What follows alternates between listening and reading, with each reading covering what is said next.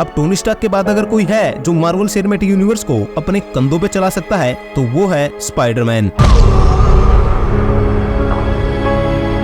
बस यहाँ प्रॉब्लम इतनी सी है कि मार्वल के पास है स्पाइडरमैन के राइट नहीं है, और जिनके पास राइट्स है उनके पास सिनेमैटिक यूनिवर्स नहीं है। I mean, अच्छा सिनेमैटिक यूनिवर्स नहीं है, और इसलिए इन दोनों कंपनीज ने एक डील की है जिससे स्पाइडरमैन एमसीयू में दिख रहा है। अब इस डील में कुछ अपडेट किए गए हैं जिसकी वजह से मार्वल स्पाइडरमैन को एक बड़ा रोल देना चाह रहा है अवेंजर्स डूम्सडे और सीक्रेट वॉर्स में, और एक बड़ा इम्पैक्ट है इस डील का हमें स्पाइडरमैन 4 में दिखेगा। अब वो डील क्या है, स्पाइडरमैन एमसीयू का अब कैसे इंपोर्टेंट कैरेक्टर होने वाला है, आज हम यही सब डिस्कस करेंगे। और यहाँ बात है सिर्फ टॉम हॉलैंड के स्पाइडरमैन की नहीं है। You have a gift. You have power.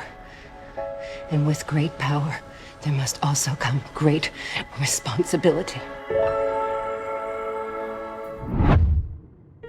So Spiderman most profitable super hero है, इसमें कोई डाउट नहीं है। साथ ही जब सिविल वॉर के साथ स्पाइडरमैन पहली बार एमसीयू में आया था तो वहाँ सिंपली केविन फेइगी का यही प्लान था कि अवेंजर्स टीम में स्पाइडरमैन को दिखाना है और थैनोस के अगेंस्ट उसको खड़ा करना है, जो कि पॉसिबल भी होता है इन्फिनिटी वॉर में, जिसके बाद बड़ी स्मार्टली मार्वल स्पाइडरमैन को वापस स्ट्रीट लेवल का सुपर हीरो बना दिया। अब पहले स्पाइडरमैन मल्टीवर्स सागा में इतना इंपॉर्टेंट सुपर हीरो नहीं होने वाला था, यानी जब Kang the conqueror multiverse saga का विलन था तब शैंग-ची एक इंपॉर्टेंट कैरेक्टर होता कैंग डायनेस्टी मूवी में। लेकिन ऑब्वियसली अब प्लान चेंज हो चुके हैं और आरडीजे का डॉक्टर डूम आ रहा है, जिसकी वजह से अब मल्टीवर्स सागा में स्पाइडरमैन को एक की कैरेक्टर कहा जा रहा है। और इसलिए मार्वल ने सोनी से डील की है कि उन्हें ज्यादा फ्रीडम चाहिए स्पाइडरमैन के यूज को लेकर, जहां अब सोनी को एडवांस में बताना होगा कि वो नॉन एमसीयू मूवीज में स्पाइडरमैन के कौन कौन से कैरेक्टर्स का यूज करने वाले हैं। जहां जिस डायरेक्शन में मार्वल टॉम हॉलैंड के स्पाइडरमैन को ले जा रहा है, सोनी उससे रिगार्डिंग है अपने यूनिवर्स में कुछ भी नहीं दिखा सकता। दरअसल केविन फेइगी एमसीयू को बाकी सारी नॉन एमसीयू मूवीज से हमेशा दूर रखते हैं।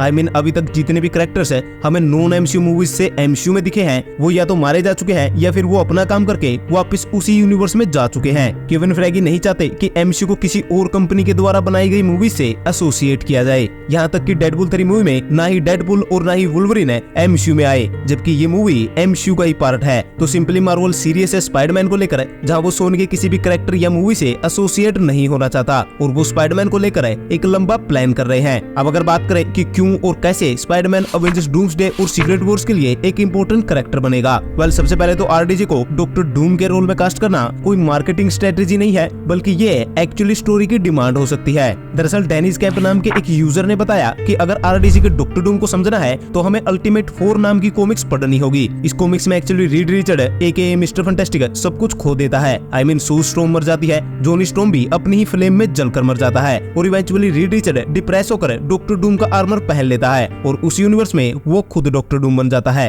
अब यही स्टोरी हमें आरडीजे के डॉक्टर डूम के साथ होती दिख रही है। हो सकता है कि मे बी एक डिफरेंट यूनिवर्स में आयरन मैन ने स्पाइडरमैन को खो दिया हो इन्फिनिटी वॉर के इवेंट्स के दौरान। अब अगर आपको याद हो तो इन्फिनिटी वॉर के इवेंट्स में टोनी स्टार्क बहुत ज्यादा डरा होता है जब पीटर पार्कर उसके साथ स्पेस में आ जाता है। इवन स्पाइडरमैन के डस्ट बनने के बाद टोनी स्टार्क खुद को ही रिस्पॉन्सिबल मानता है, और एंड गेम में टाइम ट्रेवल है टोनी स्टार्क सिर्फ पीटर पार्कर की वजह से करता है। तो हो सकता है कि इस यूनिवर्स में पीटर पार्कर की डेथ को टोनी स्टार्क रिवर्स ना कर पाया हो और वो डार्क साइड में जाकर डॉक्टर डूम बन गया हो, और यही रीजन है कि क्यों इस डॉक्टर डूम की स्टोरी में पीटर पार्कर एक की कैरेक्टर है और गेम चेंजर रोल को प्ले करेगा आने वाली अवेंजर्स डूम्सडे मूवी में। साथ ही सीक्रेट वॉर्स की story as a spiderman character के लिए भी काफी इंपॉर्टेंट रही है। I mean black spiderman suit है पीटर पार्कर को सीक्रेट वॉर्स में ही मिलता है, और सीक्रेट वॉर्स के इवेंट्स के बाद ही माइल्स मोरालेस का स्पाइडरमैन मेन यूनिवर्स में आता है। तो आई थिंक आगे स्पाइडरमैन को लेकर काफी कुछ होने वाला है, जहाँ एक इंपॉर्टेंट है और टर्निंग पॉइंट वाली स्टोरी दिखाई जाएगी स्पाइडरमैन 4 मूवी में, क्योंकि वहीं से फिर स्पाइडरमैन डॉक्टर डूम के सामने दिखेगा,